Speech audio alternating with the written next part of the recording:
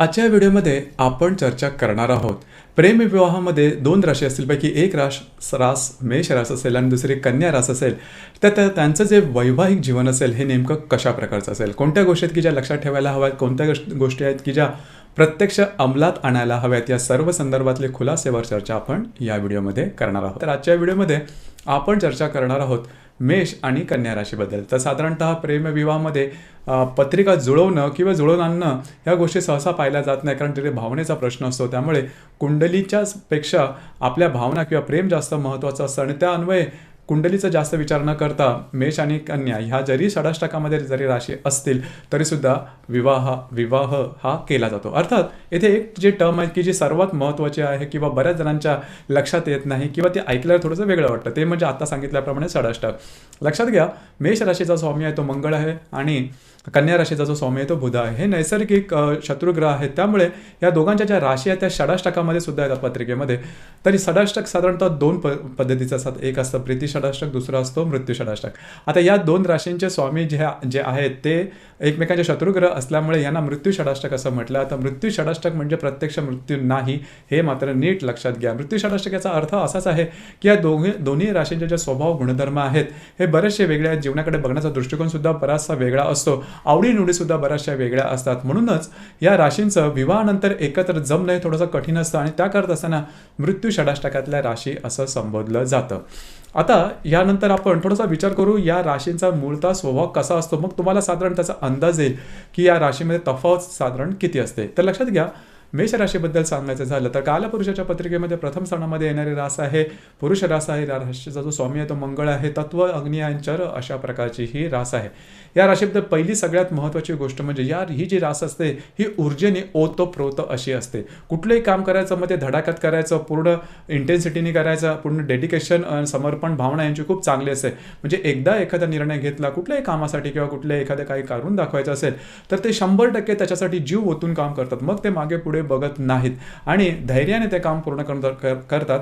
कुठलंही काम करताना किंवा डिसिजन घेताना या व्यक्ती कुठल्याही समोरच्या व्यक्तीला किंवा परिस्थितीला अजिबात घाबरत नाही. परिस्थितीचे 2 हात करून पुढे जाणाऱ्या ही रास आहे, कारण त्याच्यामध्ये ऊर्जेचे लक्षण असतं ते खूपच चांगलं असतं. म्हणजे ही जी रास आहे ही रास समजा काम करायला लागली तर ती स्वतःकडेही पाहणार नाही, ते काम पूर्ण होण्याकरता ते 100% डेडिकेशन देतील. आणि अशामुळेच या ज्या राशी असतात म्हणजे ही जी मेष रास आहे ही मेष रास करिअरच्या बाबतीमध्ये अतिशय व्यवस्थितपणे पुढे जाऊ शकते, कारण कामाचा धडाका आणि ॲम्बिशियस नेचर असतं आणि करेज यांच्याकडे म्हणजे महत्त्वाकांक्षीपणा असतो की आपल्याला या स्तरापर्यंत पोहोचायचं आहे आणि ते कुठल्याही परिस्थितीत साध्य करण्याचं जे कसब आहे हे कसब या राशीमध्ये अतिशय उत्तम प्रकारे दिसून येतं. समर्पणाची भावना सुद्धा असते आणि मगाशी सांगितल्याप्रमाणे करेज, धैर्य या राशीमध्ये खूपच चांगल्या प्रकारचं असतं. फक्त या राशीची जी एनर्जी आहे की जी ऊर्जा आहे त्याला अगदी व्यवस्थितपणे जर का त्याला एक कलाटणी मिळाली तर ते आयुष्यामध्ये खूप पुढपर्यंत जाऊ शकतात. ही जी रास आहे ही रास आणि थोडीशी आता सांगितल्याप्रमाणे यांची एनर्जी जोरदार असल्यामुळे संयम थोडासा कमी असतं. म्हणजे संयमी केला, पेशन्स ज्याला आपण म्हणतो तो थोडासा कमी असतो. अर्थात याचा पॉझिटिव्ह निगेटिव्ह असे दोन्ही परिणाम त्यांच्या मिळतात. होतं काय कधी कधी की कुठलंही काम करायचं झालं तर विचार थोडासा कमी असतो. म्हणजे सकृत दर्शनी जर का त्यांना एखादी गोष्ट जमली, वाटली, पटली तर ते पटकन करून मोकळतात, परंतु इनडेप्थ विचार बऱ्याच वेळ करत नाही. त्यामुळे होतं काय की ते यांचे कधी हे डिसिजन चुकतात. कारण होतं काय की एखादा डिसिजन घ्यायचा असेल तर त्याच्यामध्ये विचारांचा भाग कधी कधी कमी होतो, त्याच्यामुळे डिसिजन घेऊन मोकळे येतात आणि डिसिजन घेतल्यानंतर विचार करतात की आपण घेतलेला जो डिसिजन होता तो बरोबर होता की चूक होता असा संदर्भ. मात्र काम करायला लागले तर कामात ते चूक असतात, त्याबद्दल प्रश्नच नाही. आणि हृदयाचे सुद्धा ट्रान्सपरंट असतात, पारदर्शकपणा यांच्यामध्ये चांगला दिसून येतो. म्हणजे जे यांच्या हृदयात असतं तेच त्यांच्या ओठावर असतं. म्हणजे कधी कधी ते तिखट वाटतं, त्याच्यामुळे यांच्यापासून माणसं थोडीशी 4 हात लांब राहणंच पसंत करतात, कारण त्यांची वाणी असते ती थोडीशी तिखट असते आणि तुमचे नातेसंबंध सांभाळताना तुमची वाणी खूप महत्त्वाची असते. लक्षात घ्या, ही गोष्ट थोडीशी महत्त्वाची आहे. परंतु होतं काय की ह्यांना त्यांचा जो ट्रान्सपरन्सी जो नेचर असतो म्हणजे तो पारदर्शकता असते ही त्यांच्या सगळ्या गोष्टींमध्ये दिसून येते आणि ह्यांची जी ऊर्जेची सकारात्मकता असते ती सुद्धा आणि पॉझिटिव्ह ॲटिट्यूड असतं. लक्षात घ्या, जीवनाकडे बघण्याचा जो दृष्टिकोन असतो तो सकारात्मक असतो. होऊ दे, बघू दे, करू दे, वाट बघू, विचार करू, थांबू हा प्रकार किंवा हे शब्द यांच्या आयुष्यात तसे दिसून येत नाही, जी की चांगली गोष्ट आहे. परंतु कधी कधी थोडंसं ते बॅकफायर सुद्धा करून जाते ह्या ज्या गोष्टी असतात. परंतु एकंदरीत सांगायचं झालं तर ऊर्जेने ओतप्रत असतं. या राशी कायम बिझी असतात, कायम एक नंबरला राहून कायम पुढे राहिलं पाहिजे, जीवनामध्ये पुढे जाण्याचा प्रयत्न केला पाहिजे. कुठल्याही गोष्टी, कुठलेही अडथळे जरी आपल्या समोर आले त्याला अडथळ्यांशी 2 हात करून किंवा त्याला क्रॅक करून आपल्याला पुढे गेलं पाहिजे. त्यामुळेच होतं काय की मेष राशीच्या ज्या व्यक्ती असतात कितीही खालच्या परिस्थितीत जन्माला आल्या तरी स्वतःच्या कार्यकर्तृत्वावरती पुढे जाण्याची उत्साहाची धमक या राशीमध्ये अतिशय उत्तम प्रकारे दिसून येते. परंतु होतं काय की बऱ्याच वेळेला ह्या त्यांच्या स्वभावामुळे त्यांचा जो ॲरोगन्सीपणा असतो, त्यांचा जो धारदार टोकदारपणा असतो स्वभावाचा किंवा वाणीचा, तो बऱ्याच प्रमाणात समोर येतो आणि त्यामुळे वैयक्तिक नातेसंबंधावरती थोडासा वेगळा परिणाम होण्याची शक्यता थोडीशी जास्त दिसून येते. परंतु मोठ्या प्रमाणात सांगायचं झालं तर रास तशी अगदी सरळ सरळ असते, रोखठोक असते, बिंदास्त असते आणि हा तो त्यांचा नेचर आहे, गुण आहे, तो त्यांच्या राहणीमानामध्ये सुद्धा दिसून येतो, बोलण्यामध्ये सुद्धा दिसून येतो. राहणीमानाबद्दल सांगायचं झालं तर फॅशनची आवड असते, थोडेसे भडक रंग किंवा भडक फॅशन यांना करावयास आवडते, थोडीशी भडक वाटण्याची शक्यता आहे. आणि पैशाचा खर्चाच्या बाबतीत सुद्धा ही जी रास आहे ती बिंदास्तपणे पैशाचा खर्च करते. म्हणजे एखादी गोष्ट आत्ता आपल्याला आवडते मग ते घेऊन मोकळे हो, त्याचा दूरगामी त्याचा उपयोग होणार आहे की नाही या संदर्भात जास्त विचार नसतो. आत्ता आपल्याला एखादी गोष्ट आवडते मग ते घेऊन मोकळे व्हायचे असा त्यांचा थोडासा खाक्या असतो.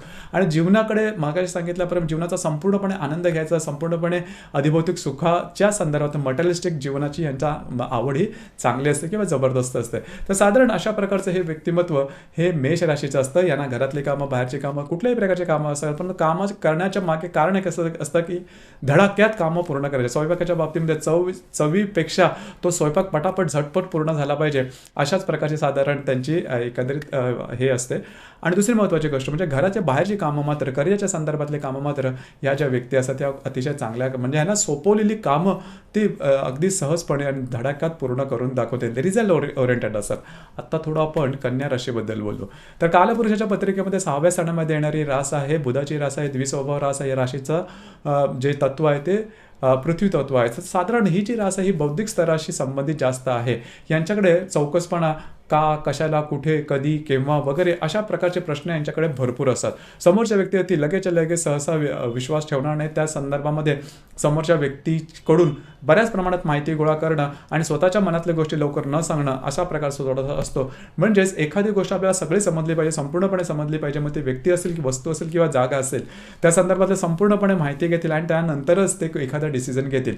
आणि लहानपणापासूनच त्यांना ती सवय असते. म्हणजे चिकित्सक असतात, चौकस असतात आणि त्यामुळे होतं की प्रत्येक क्षेत्राबद्दल यांना चांगली माहिती ठाऊक असते. बोलणं यांचं जे कम्युनिकेशन असतं ते खूप चांगलं असतं. वाणीपेक्षा शब्दावरती पकड चांगली असते आणि कशा प्रकारे बोलायचं, कुठे बोलायचं आणि हसत बोलण्याची सवय या राशींच्या व्यक्तींमध्ये दिसून येऊ शकते किंवा दिसून येते साधारण. त्यामुळे ह्यांच्या डिसिजन सहसा चुकत नाही. पण पहिली गोष्ट म्हणजे डिसिजन लवकरच घेत नाही ही राशी. त्याच्यामुळे डिसिजन घेण्याच्या आधी हे बरेचसे जे गाळणे असतात किंवा बरेचसे जे फिल्टर असतात ते लावले जातात की आपण घेतलेले डिसिजन चुकीचे असता कामा नये, आपल्याला सगळ्या प्रकारची माहिती असायला हवी. या सगळ्या एक ना दोन सगळ्या प्रकारचे आणि त्याच्यामुळे होतं काय की लवकर डिसिजन घेत नाही. आणि यांच्यामध्ये सगळ्यात पहिली आणि महत्त्वाची गोष्ट म्हणजे कॉन्फिडन्स किंवा आत्मविश्वास थोडासा कमी असतो. त्यामुळे होतं काय की एखादा डिसिजन जर का तुम्हाला धडाक्यात घ्यायचा असेल, झटकन घ्यायचा असेल तर त्याच्यामध्ये तुम्हाला कॉन्फिडन्सची आवश्यकता भासते. तो जर का नसेल तर आपण थोडंसं चाचपडत बसतो. मग आपण सगळ्या प्रकारच्या त्याच्या संदर्भातल्या गोष्टी विचारात घेत बसतो. आणि बऱ्याच वेळा असं पण दिसून येतं की कन्या राशीच्या व्यक्ती असतात या लवकर डिसिजन घेत नसल्यामुळे पटकन एखाद्या गोष्टीवरती जात नाही. त्याच्यामागे कारण सुद्धा एक चांगलं असं व्यवस्थित असतं की आपण घेतलेले डिसिजन हे चुकता कामा नये. आपण घेतलेले डिसिजन कुठल्याही प्रकारे त्याच्यामध्ये चूक येता कामा नये. आणि परंतु होतं काय की जर का तुम्ही अशाच प्रकारे सगळे फिल्टर लावत बसला आणि जास्त वेळ विचार करत बसला तर कुठल्याही डिसिजन घेताना बऱ्याच वेळा तुम्ही निगेटिव्ह होऊन जाता आणि कधी डिसिजन होत नाही. आणि डिसिजन जरी घ्यायचं असेल तर ते 4 लोकांना विचारतील तुला कसं वाटतं आणि घेताना तिसराच डिसिजन घेतील. तर असा प्रकारचा साधारण दिसतो. ही गोष्ट याच्यावरती थोडंसं काम करणं थोडंसं महत्त्वाचं आहे. दुसरी महत्त्वाची गोष्ट म्हणजे व्यावहारिकपणा. या ज्या राशी आहेत म्हणजे जी कन्या राशी आहे यांच्यामधला व्यावहारिकपणा असतो तो खास नजरेत भरण्यासारखा असतो. पैसे कुठे, कधी, कसे खर्च करायचे, कुठे कसे इन्व्हेस्ट करायचे आणि कशा प्रकारचे जे बचत करायची या सर्व संदर्भातले उपजत ज्ञान यांना चांगलं खूप ठाऊक असतं. म्हणजे कुठल्याही गोष्टीबद्दलचे इन्व्हेस्टमेंटच्या संदर्भातले, पैशाच्या संदर्भातले कुठल्याही वेळेवर जर का तुम्ही या व्यक्तींना विचारलं तर त्यांना ते अगदी व्यवस्थितपणे ठाऊक असतात. तर अशा प्रकारे ही चिकित्सक चौकस आणि प्रत्येक गोष्टीची बारीक सारीक लक्षात ठेवणारी अशी ही रास आहे. परंतु याच्यामध्ये जो फिजिकल स्ट्रेंथ ज्याला आपण म्हणतो ती तेवढी जास्त चांगली दिसून येत नाही. जास्त म्हणजे मेहनतीचं काम असेल तर लवकर ते मलूल होतात, लवकर थकून जातात. मात्र मेंदूच्या संदर्भात, डोक्याच्या संदर्भात, बुद्धीच्या संदर्भातले असणारे जे कामं आहेत किंवा कम्युनिकेशन किंवा हॉटेल इंडस्ट्रीज अशा प्रकारचे किंवा मार्केटिंगची जी कामं आहेत यामध्ये हे अतिशय सूट होणारी अशी रास आहे. म्हणजे 1 to 1 कम्युनिकेशन ह्यांना खूप चांगल्या प्रकारे जमू शकतं. आणि कन्या राशीच्या बाबतीमध्ये या राशीच्या व्यक्तींना कुठल्या ना कुठल्या प्रकारच्या छोट्या मोठ्या व्याधी या दिसून येतात. मग ते छोट्या असतील किंवा मोठ्या असतील या थोड्याशा दिसून येतात. पोटाच्या संदर्भातले सुद्धा त्रास यांना दिसून येऊ शकतात. तर साधारण आता तोपर्यंत तुम्हाला समजलं असेल की मेष रास आणि कन्या रास यांची परस्पर जी व्यक्तिमत्व आहेत हे किती भिन्न आहेत. म्हणजे कुठल्याच ठिकाणी त्या 2 व्यक्ती आहेत किंवा 2 ह्या ज्या राशी आहेत या परस्पर समान आहेत असं जाणवून येत नाही. मग या संदर्भात. आणि मग प्रेम कसं होतं असा सुद्धा तुमच्या मनात प्रश्न येईल.